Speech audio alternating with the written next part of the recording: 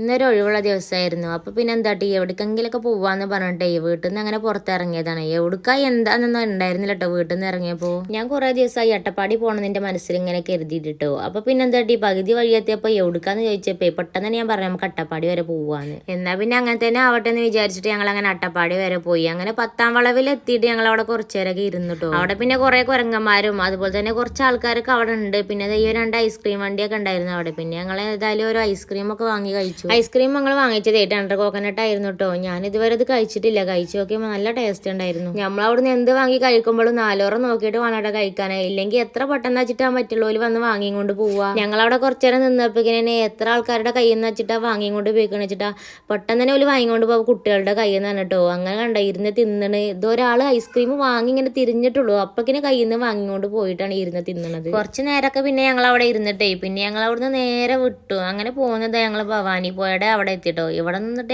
ഇവിടെ കുറേ നേരമൊക്കെ ഞങ്ങൾ നിന്ന് കുറേ ഫോട്ടോസും കാര്യങ്ങളൊക്കെ എടുത്ത് അങ്ങനെ ഈ പുഴയും കണ്ട് അങ്ങനെ നിന്ന്. പിന്നെ ഞങ്ങളിത് അതിൻ്റെ ഉള്ളേരി കൂടെ ഒക്കെ ഇങ്ങനെ പോയിട്ടോ. ഇവിടെ ഇങ്ങനെ ഈ ഊരുകളൊക്കെ ഉണ്ടാവൂലേ, അതിൽക്കൂടെ കുറച്ചൊക്കെ അങ്ങനെ യാത്ര ചെയ്തു. 2-3 വർഷം മുമ്പേ ഞങ്ങൾക്ക് ഉണ്ടായിരുന്ന അട്ടപ്പാടിയിൽ ഒരു കട കേട്ടോ, താവളത്ത്. അന്ന് ഞങ്ങൾ ഇവിടെ 2-3 മാസമൊക്കെ വന്ന് നിന്നിട്ടുണ്ട്. അന്നൊക്കെ അട്ടപ്പാടി മൊത്തത്തിൽ ഞങ്ങൾ കറങ്ങിയിട്ടുണ്ട് കേട്ടോ. പിന്നെ എൻ്റെ ഉപ്പാക്ക് സുഖമില്ലാതായി ഞങ്ങൾ അവിടുന്ന് കട ഒഴിവാക്കി അങ്ങനെ പോകുന്നതാണ്. അങ്ങനെ അതിൻ്റെ ഇടയിൽ കൂടെ ഒക്കെ ഇങ്ങനെ കറങ്ങിയിട്ടേ ടൈം തന്നെ പോയത് അറിഞ്ഞില്ല കേട്ടോ. ടൈം ഏകദേശം ഒരു 6 മണിയൊക്കെ ആയിട്ടുണ്ട്. ആ ഒരു ടൈമിൽ പിന്നെ ഞങ്ങൾ തിരിച്ചു പോരാന്ന് വിചാരിച്ചിട്ട് അങ്ങനെ ചുരം ഇറങ്ങി പോരുകയാണ്. പിന്നെ ഈ ഒരു പാറമെന്ന് വെള്ളം വീണുണ്ടോ. ഇപ്പൊ ഇത്തിരിച്ച വെള്ളമുള്ള വീണിട്ടോ. പക്ഷെ മഴക്കാലത്താണെങ്കിലോ നല്ല അടിപൊളിയായിട്ട് ഒരുപാട് വെള്ളം ഒഴിച്ചിട്ട് നല്ല രസാകാരം കാണാൻ. അങ്ങനത്തെ മണ്ണാർക്കാട് എത്തിയിട്ട് ഞങ്ങളെ അതുവരെ ചായ ഒന്നും കുടിച്ചിട്ടുണ്ടായിരുന്നില്ല. അപ്പൊ പിന്നെ മണ്ണാർക്കാട് ചായ മക്കാനിൽ കയറിയിട്ട് പിന്നെ ഞങ്ങൾ ചായയൊക്കെ കുടിക്കാന്ന് കരുതി. അങ്ങനെ അവിടെ നല്ല തിരക്കുണ്ടായിരുന്നു. കാക്കുവിന്റെ അടിയിൽ കൂടെ പോയിട്ട് ഐശ്വര്യന് ഒരു ഹോർലിക്സും ഞങ്ങൾക്ക് 2 ചായയൊക്കെ പറഞ്ഞ്.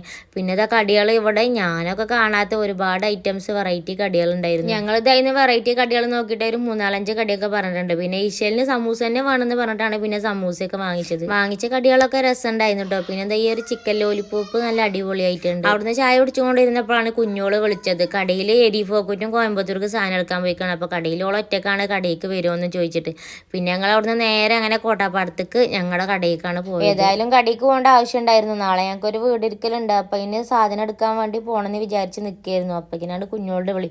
പിന്നെ ഞങ്ങൾ അങ്ങനെ കടയിൽ പോയി കുറച്ച് നേരം ഇരുന്നപ്പോഴേക്കും എരീഫോക്കും ആബിയൊക്കെ കോയമ്പത്തൂരിൽ നിന്ന് വന്നിട്ടുണ്ട്. ഓല് കൊണ്ടുവന്ന സാധനങ്ങളൊക്കെ ഞങ്ങൾ അപ്പം തന്നെ പൊട്ടിച്ച് നോക്കിയിട്ടോ. എന്തെങ്കിലുമൊക്കെ പുതിയതായിട്ട് കൊണ്ടുവന്നിക്കണം. അങ്ങനെ ആബി കാണിച്ചതാണ് ഈ ഒരു ഫാന്. നല്ല ഭംഗിയില്ലേ ഇതിൻ്റെ ലീഫുകളൊക്കെ കാണാൻ പല കളറിലായിട്ട്.